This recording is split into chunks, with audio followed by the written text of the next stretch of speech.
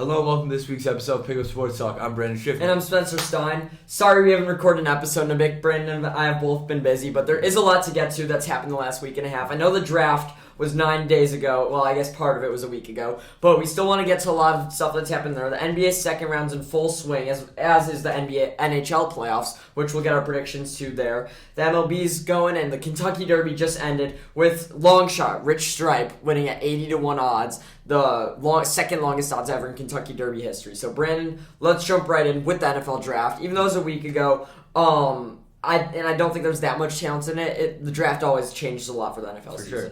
Yeah, so the biggest thing I want to say about the NFL draft, like we said, it always changes stuff. No matter what happens, every class has a few guys that are really just in a class of their own that wind up being game changers for whatever teams they got taken by. For example, with this year, some of my biggest takeaways were some teams did really well, other teams not so much. We'll get into that a little bit later. With that being said, the first round was a little crazy. I think the first 4 off the board were defensive players, then some O tackles. We didn't see a quarterback in the first 10. And the one thing I wanted to say is, I don't know who was telling everyone in all these mocks, because I had a lot of people fooled, that there were going to be multiple quarterbacks in the first round. That was very much not the case at all. Pickett went at 20, then we didn't see another quarterback, I think, until the third round. So we were kind of misled with that. But that was probably my biggest takeaway, was the lack of quarterbacks on day one. Yeah, same, the quarterbacks. And with our mock, we both thought that the quarterbacks would go early, but I said they shouldn't. So I think what we got to say is, sometimes what we think is what the teams are thinking too. We both had the Steelers taking the one off the board at 20. Panthers fooled us a bit. But I like that they fell all the way to the third round. Another big one was the big names moving, not just draft names. A.J. Brown to the Eagles, I think it's a huge move, and I honestly think it's a good move for the Titans because Traylon Burks, although he's not proven, he's a rookie, he's not as good as A.J. Brown. I'd rather have Traylon Burks on a rookie contract than A.J. Brown making $100 million. They are kind of similar players if you really look at it. They're both absolute specimens who are good after the catch, good at getting open, just big athletic guys. I mean, I think since they didn't want to pay A.J. Brown, it was a good move, but their whole offense will be Derrick Henry. Yep. But definitely the quarterback's the big storyline. And honestly, I forgot to say this last episode. After watching it over after, I was like, I want to make sure to say this next episode. I don't think any of these quarterbacks are going to be good in the NFL, period. The one who I think has the best chance is Matt Corral. Ooh, and after the draft, I don't agree with that because I don't know how long it's going to be until he gets in. I think he's on Carolina. Yeah. But so I think he could play really well in Carolina. And I think that's actually a good spot. But I don't really trust any of these quarterbacks a lot. Pickett, he was the earliest one taken by a long shot. That succession plan can work out. And I really do trust Mike Tomlin. So I think Kenny Pickett has a chance. Post-draft, my opinion on him has changed. Post-draft, I'm thinking they could develop him like they did Roethlisberger. And I'm thinking Corral's the next best chance. But Malik Willis in Tennessee, who knows? Can I quickly give my take on that? I think Malik Willis will wind up being... What I think is going to happen with Tennessee is eventually Derrick Henry's going to fall off. Whether it's an injury, he's just going to age. It happens. He's so good. No player has defeated Father Time other than Tom Brady. In any sport. In any sport. Derrick Henry will one day fall. They will enter a rebuild. The shining, or the gold lining of that rebuild will be Malik Willis. I genuinely believe he will be the guy to bring them out of their rebuild that's inevitably going to be in a few years. I mean, speaking of Father Time, I want to get to James Harden on that later, but no one's beat him except for Brady. But going back to the NFL draft, James Harden, I think Father Time's catching up to him. Okay, but back to the NFL, Kenny Pickett's in a good situation taking over. Malik Willis, I'm not sure. It's kind of interesting that Ryan Tannehill doesn't want to, usher him in. And I really think that if Derrick Henry's not good, that team's going to suck. And I don't think he's going to emerge out of that as a star. And I also didn't love Malik Willis on tape from Liberty. He was playing at a so-so school. He's a lot of potential, though. But he does have a lot of potential. I think Derrick Henry's one of the most underrated players in the NFL. I think he's just an utter beast. We forget how much they gave it to him. You're forgetting that before he went down last year, he was in the MVP conversation. No, he definitely was. I think people respect that. It's just that I don't think power backs are necessarily sustainable. That's true. The injury is the big thing. The injury is the big thing, but I think if he's on the field, it won't go down. Let's talk about some other things that happened. Yep. Who was your biggest winner of this draft? Honestly, it's between two teams, and a lot of people have been saying it, but I think it's genuinely tough. On the one hand, you have the Jets. They got, in my opinion, the best cornerback, best receiver, and best running back on the board. All 3 positions they needed to address. I think they did a great job. Then the other team I want to address is the Ravens. They got the best safety, best center, both other things they need to address. But I think right now, the Ravens they took players who they know they can put into competition in the near future, whereas the Jets are still rebuilding. So I think the Ravens overall won the draft over the Jets, but the Jets took better guys. That makes sense. The Jets, it's like, I feel like it's hard to mess up the draft when you have those good picks, Yeah. but they definitely came away with some of the best players, and I also want to applaud the Giants. Again, tough to come away with bad players when you're picking 5 and 7, but like, the fact that Thibodeau and Neal were the top 2 on the Cowboys draft board and they got both of them is really interesting. It's like what the Giants did there. But before I saw all the experts saying it, before the draft was over, I was saying the Ravens were the biggest winner of this draft, and I'm hard in this take. Kyle Hamilton, I thought, might be the best prospect in this draft. I think Kyle Hamilton is insanely good. He's so versatile. His 40 time does not scare me. The fact they got him at 14 is shocking. Yeah. Their next pick, Tyler Linderbaum. Last week on the podcast, I said I don't want the Bears to trade up for a guy unless it's Linderbaum. If they can get Linderbaum, that's who I want. That was the top guy, and they got him there. David Ojabo is a first-round pick if he doesn't get hurt. I think if you're the Ravens, you trust your staff to get him healthy. The next pick, Travis Jones, I thought the Bears could target in the second round. They got him in the third. Everything around that the Ravens did was incredible, and they got great value for their picks. So the Ravens and the 2 New York teams, I think, did the best. I also want to give an honorable mention to Kansas City. They really addressed a lot of concerns. I think they should be very happy with the way they drafted. I don't know how good it's going to be in the near future, but they definitely did address some holes, and I think they're looking forward to the future right now. Yeah, and I also want to talk about the Eagles. I think they might have had the best draft just they got A.J. Brown. Like, that wasn't even a draft. The Jordan Davis pick is good. I think it was Kobe Dean. I was about to say, it was a little early for Jordan Davis to be picked, in my opinion. I don't know how much I trust him, but now they have a great O-line and a great D-line, too. Kobe Dean fell to the third round. I thought he was one of the most underrated prospects going into this draft. I thought he should have gone top 20, and he fell to the third round. Yeah. What is your opinion on that? I mean, looking at it, obviously every team has their own opinions on what they want or don't want out of a player. I think he happened to not check some boxes. Who knows why that is? But with that being said, Eagles got to steal. He's a great player. We've seen it throughout. We saw it throughout college. He's a real leader on that Georgia defense, and he really there was a point in time where people thought he was the best player on that Georgia defense. I did, and they had the number 1 pick, Jordan Davis, who is seen as one of the best defensive prospects of all time.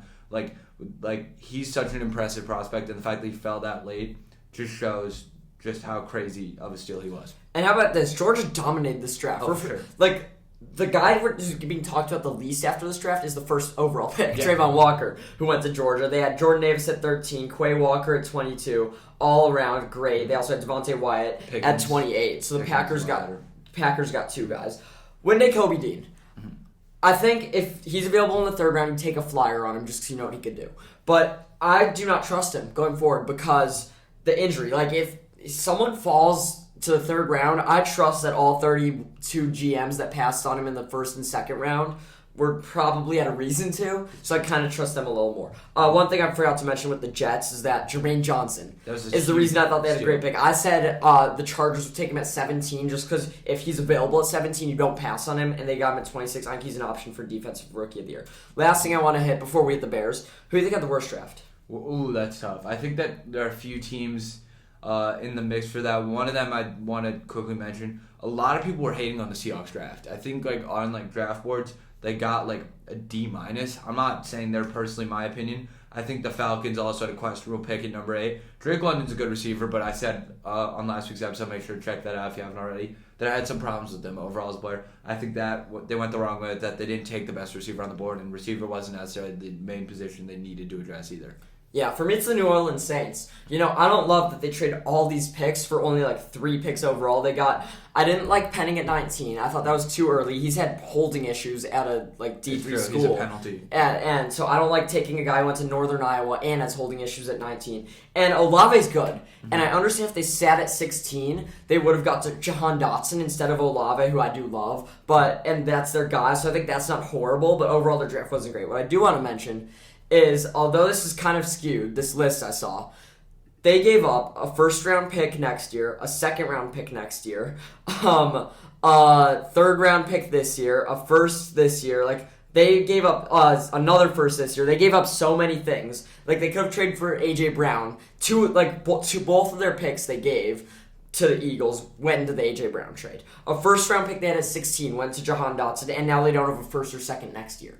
Just for Olave and Penning. I don't love that. They're in a really bad spot. They're in a bad spot. And I think I said this when they made their trade with the Eagles originally, that they're trading to compete this year, but they're not winning this year. Why are you trading up this year and throwing away the future when you might not even win this year. So although Olave is a pick for the future, I don't trust the Saints at all this year, and I really don't trust Michael Thomas. Yeah, they're in a bad spot right now, just as a whole. I mean, you look at James coming back from injury. Kamara's been consistently good. Good receiver corps. They lost their best alignment in Armstead. I don't know. Do they still have Ramczyk or no? I believe so. They gave him a big 4-year deal. Yeah, so he's their only major alignment right now. The defense is good. I can't lie. The defense is good, but I just don't see them competing right now this year at least. Yep. So let's get into the Bears. This is what I want to talk about the most. 39th pick, we took quarterback Kyler Gordon. 48th pick, Jaquan Brisker. Lots of O-linemen in the late rounds, and 25-year-old Velus Jones, receiver in the third round. Bryn, I want to hear your take on all these picks and if you think we should have taken a receiver earlier. So Kyler Gordon overall, I was kind of mad at first. I wanted a receiver. Then I looked at it. The receivers on the board weren't amazing, not a diss to anyone, but Kyler Gordon I think was the right pick. He was super. I didn't realize how high his grade was. He had an 87, which was good at the second round. I like that a lot. We needed a cornerback. I think he could be a good cornerback for the future. I think Brisker was our biggest pick in the draft, though, because we have Eddie Jackson. We're now developing another big play safety. I saw his highlights. I really liked what I saw from him. He played super aggressive at Penn State. He was a great player. Supposedly a pretty good leader, too. Velus Jones Jr., the more I saw of him, the more I liked. And I know I feel like I'm saying that a lot about a lot of guys, but went to USC, transferred to Tennessee, but he looked to be a really good player. His biggest issue is his age, but we're kind of on a slow rebuild right now, so if we can get any good years out of him, we'll take it. We're not trying to compete now by any means. So let me give you my takes. Going into the third round, into the second round, my draft board for the Bears was Nakobe Dean, Christian Watson, Kyler Gordon. Nakobe Dean, I'm glad we didn't take, seeing how far he fell. Christian Watson, I said last week on the episode that I did not want a receiver. Everyone wanted a receiver. I said I wanted O-line secondary player in the second round. We went 2 secondary blows, so the O-line options weren't great, and I'm happy with it. For sure. Going into the 39th pick, I was hoping we didn't reach for Pickens, and we picked my third favorite guy, Kyler Gordon. He was a leader at Washington. We needed a corner, and I think he bolsters it a lot. 48th pick. Our options here are Pickens, reaching for an O-lineman, or someone I didn't know. I did not want Pickens. I don't not fully trust him. I think he was available at 48, if I'm not mistaken. I believe so, yeah. And I still think that we got Darnell Mooney late in the draft. I don't think we need to waste an early pick on a receiver. And when I saw we picked Jaquan Brisker, I was very much okay, I don't know what to make of this. And the more I watch of him, the more I love him. Yep. He is a future Pro Bowler. Jaquan Brisker gives me major Adrian Amos vibes and kind of a mix between Amos and Eddie Jackson. He can play any position in the secondary. He can play safety, he can play corner, he's even played linebacker. He played everywhere. And I like how aggressive he is. Oh, yeah, you need versatility in today's NFL. Yeah. And I was shocked that I hadn't heard more about him before the draft. I think he's special. I think he's a great pick for the Bears. Velus Jones, don't love. I think he is a good special teams player. When we picked him, I thought he's going to be a special teams player because he's all speed. And I really don't know how much he could help as a receiver. Do you see Velus Jones developing as a receiver too on the Bears? Potentially. I think the special teams guy we actually wound up getting those Ebner from Baylor in the I want to say 6th round. That's why I was confused that we still chose Ebner because I thought Velus Jones was kind of going to be drafted as a speedy receiver 3 who also returns kicks. So I was kind of confused by that. Yeah, I think Velus Jones could develop. I'm not exceptionally worried about him right now just because I think at the time we got him, he was receiver 17. So I'm thinking now, what other receivers were on the board at that point? I feel like we needed to address the receiver, and we took him in the 3rd round. I don't think it was a horrible pick by the Bears loved him. Poles had a relationship with him. Yeah, Poles did. Poles was super high on him. And I honestly have gained a lot of trust in Ryan Poles. Ryan Poles has consistently done good things. The biggest thing about the Bears draft I want to highlight, that was we went in, I think, with 5 picks. 5 picks we went in with. We walked out with 11. I'm not saying that was an amazing move. No, I'm saying that I've gained so much trust in Poles because that was the smart move. That was the move that bolstered our team. I don't know if I trust Poles yet, but that was an incredible move. When you're picking the late rounds, it's like a lottery. Mm-hmm. And why not have as many selections as possible? I thought that was a great move. I like that. So I do trust that. I don't necessarily know what's going to happen with Velus Jones, but I love the first 2 picks. I think building the defense is the Chicago Bears way. But you know what? talking to all my friends who are really hyped up about the Bears draft, all I can say is I'm still sad that this year we're a non-factor at all. Like all I can root for this year is Justin Fields to develop, and it's kind of a shame that we're not giving him the tools to develop. The reason I got weapons for Fields is not so we could win. It's so he has the assets to become a top quarterback in the NFL, gain confidence, then we could win. So that's kind of a shame. I'm not worried that we don't have a young number 1 target for him or a number 2, but I would love some old cheap guys you could get to bolster his weapons just for now so you can gain confidence. But I truly think Darnell Mooney can be a number 1 receiver in the NFL, and the Bears' future is somewhat bright. We're just 3 years away. Yeah, for sure. I think that the biggest thing now is just making sure that Fields comes out of this season looking better than he did coming out of his rookie year. Because it's getting to crunch time with him. If Fields plays near Pro Bowl level, we are going to be Super Bowl competitors in the next 3 years. I trust polls. If Fields is good, Darnell Mooney's good, we're developing the O-line, the defense, we can be good. Yeah, for sure. I have my hopes are high for Justin Fields. I think we're still some time out, but it's definitely going to be... This is a make or break season for It's definitely going to be an interesting season, for sure.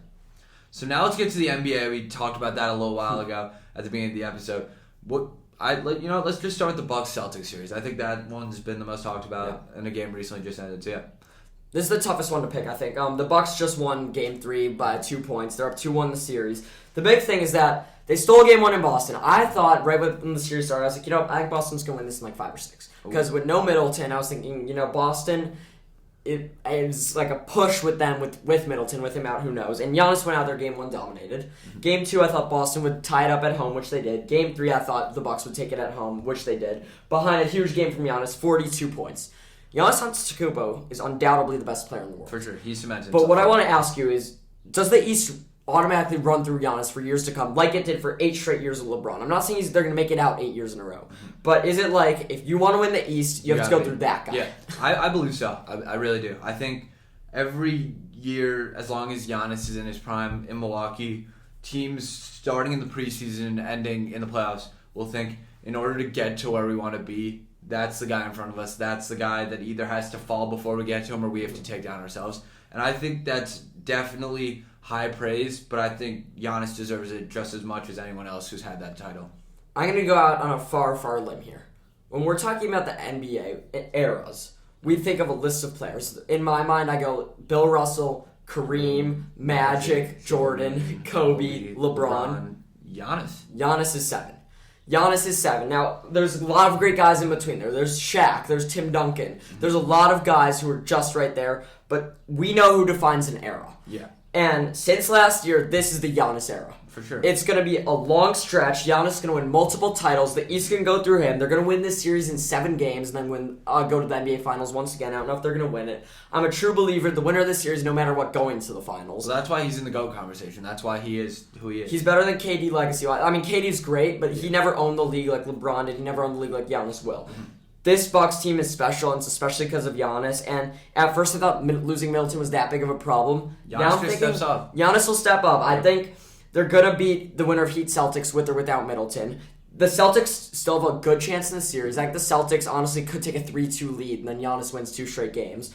The big question is, can they beat the Warriors or Suns? I wanted to see the Suns at first. Now I kind of want to see the Warriors. I'd love to see Giannis versus Curry. That'd be great. Warriors been hot. Who do you have in the series, Bucks Celtics? I personally have the Bucks right now. You can't doubt Giannis, dude. Like, as much as I... Oh no! Are you back to the I can't pick against this player like you did with Brady last year? Giannis is the best player in the world. He's continuing to prove that. I believed in him before the series even started. I'm sticking with him. The Bucks are the best team in the East right now. I don't love the Bucks. I don't even love Giannis, but I love Bobby Portis. And you know what? I don't hate Grayson Allen. How about that? I don't hate Grayson Allen. Let's move on to the other East series. Before we talk about this, do you think either team can compete with the Bucks or Celtics? Yeah, but I think the Heat match up nicely. The Sixers have been kind of a mess right now. We'll get to that later, obviously. But the Heat, like, on their best day, are one of the best teams in the league. They're underwhelming me heavily. Heavily. Beginning of the year, I said I love the Heat. I said it their best day. Yeah, I mean, they're really underwhelming me in these playoffs. 79 against the Sixers. Come on now. Let's talk about the series. Yeah. Embiid got hurt. They lost the first 2 games. Do you think that's too big of a hole? And do you think like he can still play up to his level? Because although he put up a good 18-11 performance, like he didn't seem like himself to me. Yeah, no. The thing about Embiid that's tough is there are games when you look at him and you're like, he might be the best player in the world.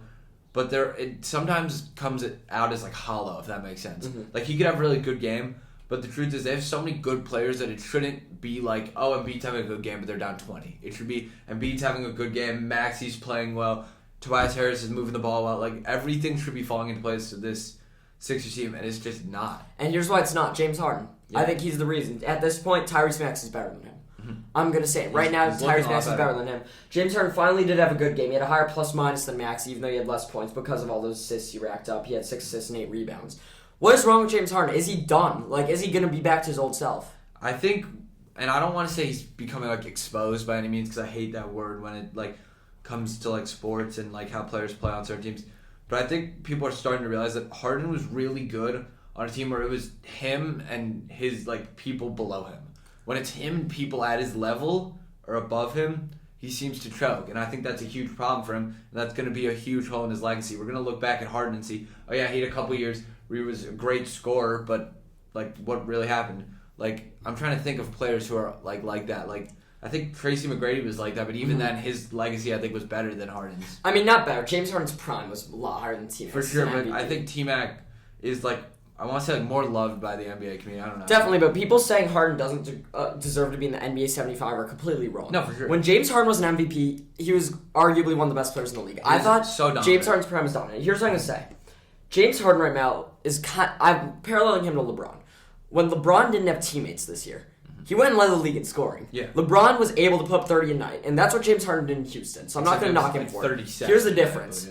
When LeBron is getting teammates, he becomes better. He scores less, assists, and wins titles. Yeah. When James Harden goes down, we thought he was going to be that facilitator with the Nets, almost like a LeBron, and turns out that's not his role. It looked like it for a little bit, but it really never fully... It's not his role. I expected him and Embiid to be a lot better than they are, and they're not. And I blame that a lot on James Harden, not Embiid, because Embiid's still going off. Yeah. I think Father Time has caught up to him, because we don't know what's wrong with him. I asked you last week, what is it? And I think it might be at the point where he's old. Like, he's old, and maybe he needs the ball to go through him to be that player. It just looks like he's not, like... I don't want to say he's not buying into the system, but it looks like... I mean, he's trying. It looks like he's playing with a lot less on the line, though. You're not I disagree. Him trying to take over these games. I disagree. I think he's still trying. He's just afraid to be that guy who takes 20 shots a game. And that's the issue, is that Harden's not born to be that facilitator. Last year on Brooklyn, we thought he was. He's not that guy. Yeah. He needs to be the sole scorer on this team, and he's not going to be in Philly, and it's really going to be the issue. I don't see Harden ever coming back to his old self. If he can get lucky, he could play like he did on Brooklyn last year, because that's all he needs to do. Last year was in the MVP conversation doing that. So I think for James Harden to really come back as an all-star, he needs to try to be the player he's being, but on a better level. Even though we all want to see James Harden go back to where he scored like over 30 points in a record, like 30 games. That's what we want to see. I don't think that's his future anymore. But the truth is that no matter how you put it, the Sixers should be the best team in the league, and they're just not. I mean, when Giannis is over there, who knows? One more thing I want to mention with the Heat, very interesting. Duncan Robinson did not play. Yeah. Healthy. Fully healthy. They chose not to play him. Making $15 million a year. Yeah. Max Strus is in the starting lineup. Highsmith got 2 minutes. I mean, I guess with 2 minutes left getting killed, you don't want to throw Duncan Robinson in. That's embarrassing. Yeah. But something to watch for in the Heat. There's huge potential there. We were all thinking the Duncan Robinson, Tyler Hero depth with young guys was going to be a thing. Now, who knows what's going to happen this offseason? Maybe they ship one of them away. Yeah, I think it's going to be Duncan Robinson, but who knows with that. Let's get to the Western Conference. I want to first talk about the Warriors-Grizzly series. This series has been great. It's a battle of 2 point guards with slightly different styles, but both are as fun to watch as the next guy. I want to go on a hot take. So let's go over the games first. You do that. I'll give you Okay, so game one, right off the jump, Draymond Green gets ejected, and, I loved his reaction to it. I'm going to be honest. He went around the stadium, showed everyone, gave the Antonio Brown thing. Yeah. After the game, he left, and he gave his media press interview on his podcast. He's really growing his brand. Yeah. Draymond Green's the next Charles Barkley, period. I like him a lot. Out of the league, he's going to make a lot of money there. The Warriors still won game one despite him, and I was thinking the Warriors are going to be dominant in the series. Game two, Draymond's back. Dylan Brooks gets ejected. He's probably more important than Gary Payton, who left the game with injury. Yeah. And the Grizzlies come and win that game behind Ja Morant. So exciting. Put up a ton of points. 47. And I think in the last game of their last series against Minnesota, or in game one actually, the last 3 minutes I want to mention, he took over. He missed the game-winning bucket. He had a layup opportunity to win it, but I think that was his only missed play. In the last 3 minutes, he was going up and down the floor, scoring each time. Ja Morant's so impressive. I think you have a hot take about him that you wouldn't tell me about. Yes. So if it's about Ja, you can chime it in. It is about Ja. So my hot take right now is that Giannis, we've said, and in the past, even on this episode, Giannis might be the only guy in the NBA who isn't fully like developed and at his prime, who has like GOAT potential. I think Ja Morant's making his case to be in that conversation. I fully believe so. He's gotten gotten potential. So much better every single year he's been in the league, and I think he's such a loyal fan base, and I think he's so loved by the NBA community, and he's getting better year in and year out. You can't deny this. I think he has potential to be one of the best point guards of all time, and I think he's getting into that conversation. I don't see him winning a title, at least in the next few years. I think he could. The team got better when he left. I'm still hung up on that. And I said this about Giannis. I said I did not see Giannis the kind of guy who wins a title. I was wrong, so I could be wrong about Ja. I think this Memphis team is really buying in, and I think that this could be a team for the future for sure. Yeah, maybe. And I really think it's interesting how the teams left are all built by themselves. Celtics built by themselves. Bucks built by themselves. Warriors, Grizzlies, Suns. Mavericks, all of them. So, and those are the teams that are really competing. I don't know. Ja Morant, I think his ceiling is a little better than Iverson, which would make him a top 20 player all time. That'd be but one of the best he's players of all time. not GOAT. He's not GOAT. He could. He's You gotten. throw that word around way too much. Think about how much better he's gotten every single year. GOAT is not a word you throw around. There's 3 guys in the GOAT conversation. I'm saying he could get up to that level where people are talking about. There's 3 guys in the GOAT conversation: LeBron, Jordan, and Kareem. And Bill Russell maybe. Kobe's in That's about it. Kobe a bit, Magic a bit, and then one day Giannis will be in there. GOAT conversation, he has to be better than Curry. He has to have a better career than Curry to be in the GOAT conversation. But I think from that's the not starting happening. point, at the rate he's getting better, who knows? The sky's literally the limit. Not GOAT potential yet. We cannot just throw it around. That's the greatest player to ever play the game of basketball ever. He could get there. You could say he's in a top 20 ever conversation. You could say he's on that track. He will not be in the GOAT conversation. He needs to win 5 titles to be in the GOAT conversation and 2 MVPs. I just think his potential is sky high, and I think he's getting better literally on a nightly basis. I love Ja Morant. I agree with you. I think he's a great player, but GOAT is you can't throw that around that word quite yet, I think. Despite that, yeah, I got the Warriors in the series. I think no doubt. This is going to be probably the best series of the playoffs, just because on the one hand you have the Warriors, who are I don't want to say it feels weird saying former dynasty, but the former dynasty going up against the up and coming built through the draft team in the Grizzlies. I personally have the Warriors as well, but I think this series is going to be a lot better than I originally anticipated. This could go 7. I mean, the first 2 games were amazing, back and forth. Players got ejected left and right. Dylan Brooks is going to be out game 3, suspended from that hit. I think the Warriors blow them out in Game 3. I truly do. I think the Warriors take Game 3 big, make a statement at home. They've got Draymond back, Brooks is out, and then I think they win Game 4 at home. I think they win this in 5 or 6, personally. Suns up 2-1 on the Mavericks. They won the first 2 games, and in Game 3, Game 1, Luka had 45, 12, and 8 in a loss. Then Game 3, Luka went off. They won at home, blew them out. I thought they would win Game 3, but the Suns still got the series, right? Mm-hmm. Yeah, I believe so. I think Luka needs help. I don't think that's any secret to anyone. We have a note on here. I mean, they're much better this year than help-wise. They've definitely added some guys, but if you really have a guy you believe could be the best player in the NBA one day, you need to do more than the Mavericks have done for Luka. That's all I think that needs to be said about that. He had 45, 12, and 8 in a loss. This kid has so much potential, and they're wasting it away. I don't love the fit in Dallas. I think he'll be gone at some point. Have the Suns underwhelmed? I mean, you can say what you want about them losing a game in the playoffs, but the fact that they're held to that standard... I mean, they didn't look good in the New Orleans series. It's true. I think they were the best team going into the playoffs, and now I would pick the Bucks or Celtics over them, and I think the Warriors have a shot against them. The Warriors I don't like. I said the dynasty was dead. I said they're not winning another title. I'm kind of rooting against them. Even though I want to see them in the finals, I will root for them over the Suns. I want the Suns to win. One thing I want to say about the point guard. Chris Paul is the point guard. Yeah, he is. And I've seen on Twitter, a lot of people don't like him, allegedly. I don't see that. I like Chris Paul, but I think he's one of the most underappreciated players ever. Yes, he has no titles, but Chris Paul, ever is gone. He's made the team better, and it's just utterly insane. In my eyes, when Chris Paul retires, I'm going to remember him as one of the greatest players ever. I truly think Chris Paul's on that level. He's underappreciated, and we have to really respect what Chris Paul's doing at this age. He's done his whole career. He's just a mesmerizing player. Yeah, for sure. Honestly, one of my favorite players growing up just has always been one of those guys. I hated him on the Rockets, not gonna lie. I personally didn't. I mean, I think him and Harden were kind of a weird duo, but even then, he made it work. That's the craziest part, is that they were he got hurt. I hate to be the guy who's yeah, well, they could have won the series, who knows? But he got hurt, and then everyone decided that they were going to lose the series. They were favored in that series against KD's Golden State, Steph Curry's Golden State. That's so crazy to me. And I want the weekly, who you got out of the West. Seems to switch every week between us. Who you got out of the West? The Warriors look hot right now. I can't lie, but I think I'm going to take the Suns right now. I think I've stuck with them. I think I need to continue to stick with them. It's close though. It's so close. I mean, that series will go 7. I don't want to pick it. I'll go with the Warriors just for the sake of things because the Suns aren't looking great in my opinion, but we'll see how that goes. Just want to tease this. I want to next week talk about if it would be at all a considerable move for the Lakers to trade LeBron. I mean, that's been kind of circulating the headlines. I don't think it would be a good move, but we're going to tease that for next week. Brandon, before we go on the NBA, one last thing, 30 seconds.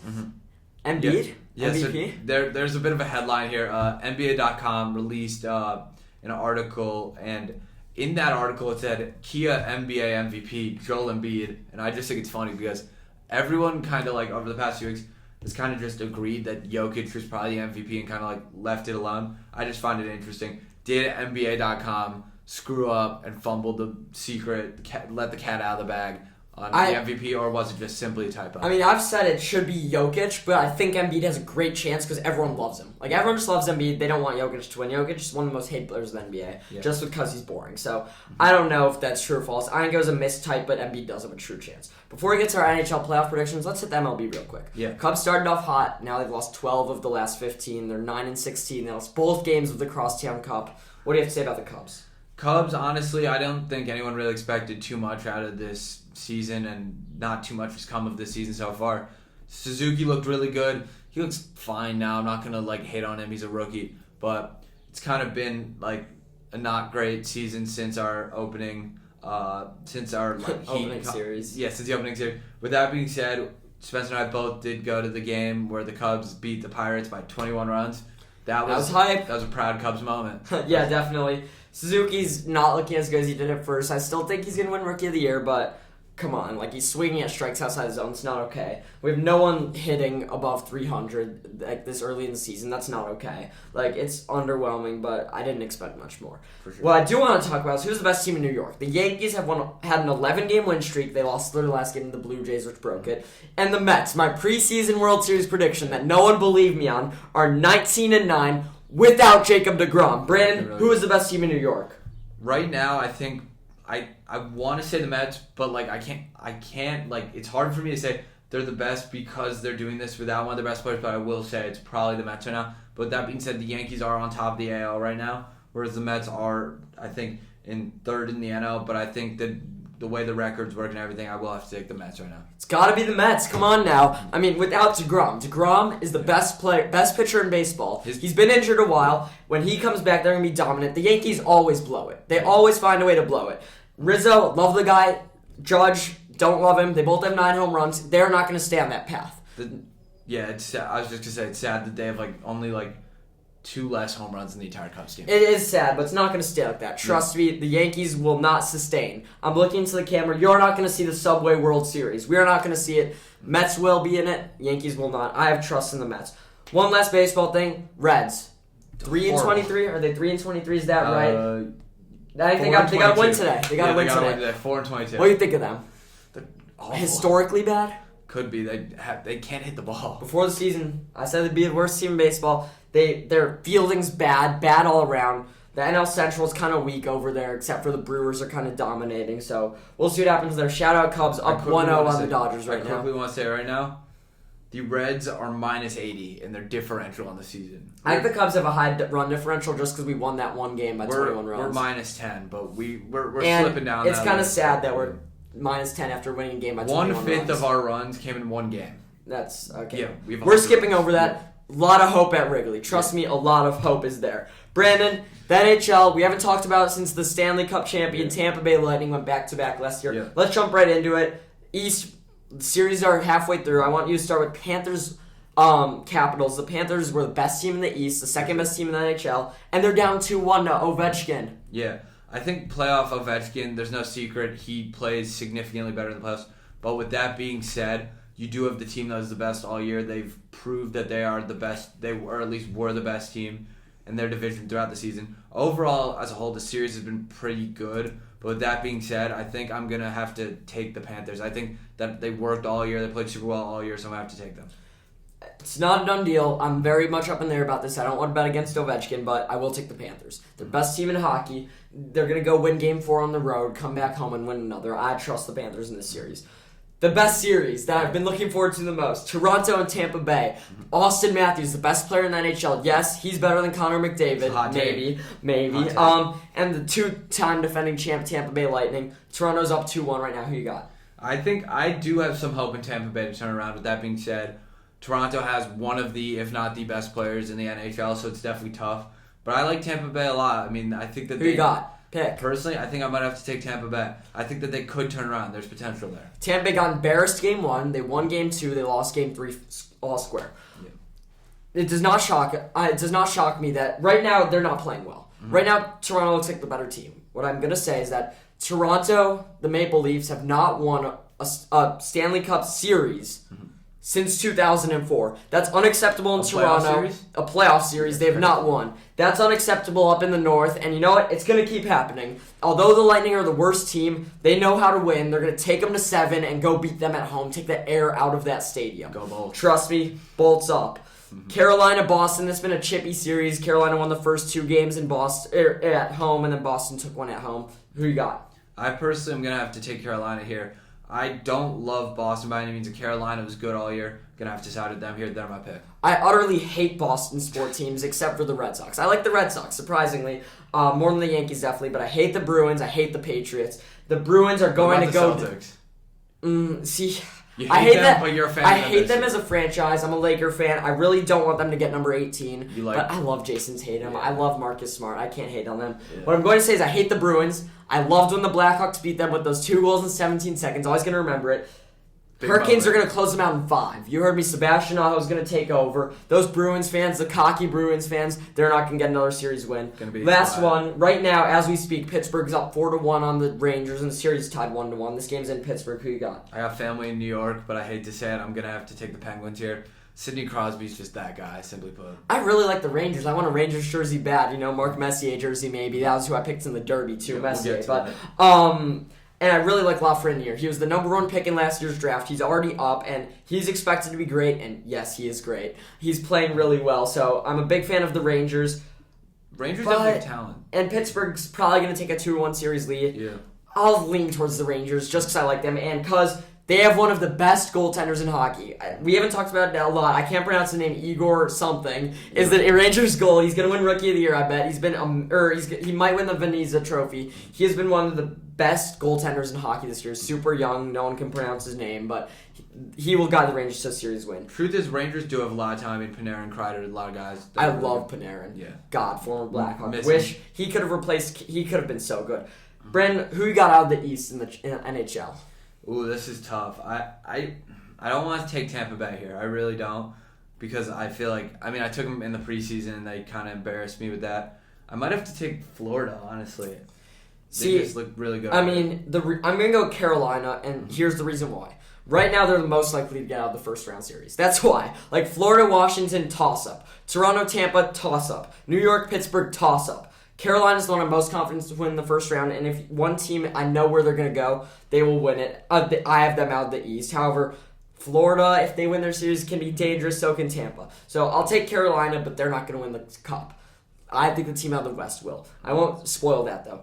Colorado up 3-0 on Nashville. Bring out the Bruins. Anything? Just bring out the Bruins. Best team in hockey. Yep. Minnesota up 2-1 St. Louis. Who you got? Minnesota, the Wild have been really good. They're kind of like an inconsistent team overall, but I think I'm still going to have to take them. I don't really believe in the Blues this year. You know, I'm kind of sad that on Marc-Andre Fleury's career, whole thing on Wikipedia, it's going to say Blackhawks 2021. It's so short-lived. It's he stopped being good after the Golden Knights, and we're on the list of the small teams he had. So I'm praying on his downfall. I think Minnesota will lose behind Fleury. And Blues, they're not the same team, but they did win the Stanley Cup a few years ago, so can't forget them. I'll take the Blues for that reason. Ooh. It's a hot take. Next up, Calgary versus Dallas. Calgary was really good all year, and I think I still believe in them. I think they're the points leader. I forget his name. But I think he's leading their team. He's doing super well right now. I'm going to take Calgary here. No doubt give me Calgary. I think they're a better team than Dallas straight up. Johnny Gaudreau's great. Matthew Tkachuk. I feel like they've been there forever. So I will take Calgary in that series. Last one, Connor McDavid and the Edmonton Oilers against the Kings. It's the Gretzky series. I'm calling it. Gretzky's 2 teams. Who you got? I personally, wow. I'm going to take the Oilers here. Kopitar's pretty good for the Kings, but just overall, McDavid and Drozd Wow, are he's similar. been on the team forever. Yeah, he was good against I like that Louise, reference. but McDavid and Drozd still are just too good together. I think that the Oilers. McDavid and Leon Draisaitl is the best duo in hockey, and it's sad that they can't win a playoff series. It kind of sucks. They will get their first playoff series win. Before season, I think you predicted them to go far. Yeah. But I said they will not make it to the Cup because they're not built for the playoffs. I will take them in this series because they have the elite duo. Who you got winning the Stanley Cup? Or who you got out of the West, and who do you have winning the Cup? Out of the West, I think I'm going to have to take Colorado. I mean, they were just the best team all year. They have one of the best young players in hockey in Cale Makar. So, yeah, I think I'm going to take my Stanley Cup prediction, Florida versus Colorado. Give me Colorado. Wow, the two favorites, so Yeah, chalky. of course. Beginning of the season, I said Colorado would make it. Can't remember if I had them winning. I had them playing the Islanders. I was dead wrong about the Islanders. Yeah, they did. But I'm riding the Avalanche. They're going to go get that cup. No doubt in my mind. They've been the best team in hockey for a couple years, or at least up there. And this year, they're going to get the job done. I want to see Colorado, Tampa Bay. That's what I want to see. Two best teams in hockey for the last few years. I want to see that. Give me Colorado to win the cup. I am rooting for Tampa Bay, though. I'm like an honorary Tampa Bay. I know, you said that last year. Yep. Just riding the good team. One last thing, we're going to hit the Kentucky Derby. Mm-hmm. I mentioned it earlier. Rich Stripe, 80-1. Second longest odds ever to win the Kentucky Derby. A horse was scratched yesterday from the race. They replaced it with Rich Stripes. They did not know they were racing until yesterday, and that horse took it, with the favorite Epicenter coming in second, and the opening favorite, who ended up being the second favorite, Zandon, coming in third. Mm-hmm. Any takes? We watched this race just before the episode. Yeah, I mean, overall, it's always an entertaining event to watch. Really enjoyed it. Rich Stripe came out of nowhere at the end and just zoomed by everyone, all the other horses. Pretty fun to watch. I'm not the biggest horse racing guy, if you couldn't tell. I'm starting to enjoy it. I really love watching horse racing. They call it Kentucky Derby the most exciting 3 minutes in sports, and although I don't agree with that, it's up there. I love horse racing. It was a good race. We didn't know who was going to win until the end. I thought my horse, Messier, was going to win, reference to the Rangers legend, so I don't know. But Brandon, before we go, what I want to ask you is, what is the biggest upset in sports history? Is it Rich Stripe? No. Hell I no. feel like there are a few. I feel like there are a few good answers to this question. I think the best of those answers, the Miracle on Ice, Team USA beating the Soviet Union, I believe 1980 in the Winter Olympics in hockey. Great movie, great story, great team. USA. Bad USA. answer. There's one answer. Buster Douglas beating Mike Tyson. No doubt. That is the greatest upset in sports history. I think his father or mother died a few days before. He won it for them, and that Mike Tyson was seen as dominant then. Like, no one could beat him. So I know neither of us were alive during that, but during either of ours. And I think The Miracle on Ice, great movie. It was my favorite movie when I was like 5 years old. But Buster Douglas beating Mike Tyson is the biggest upset in sports history, with Rich Stripe being a close second. No, I'm kidding.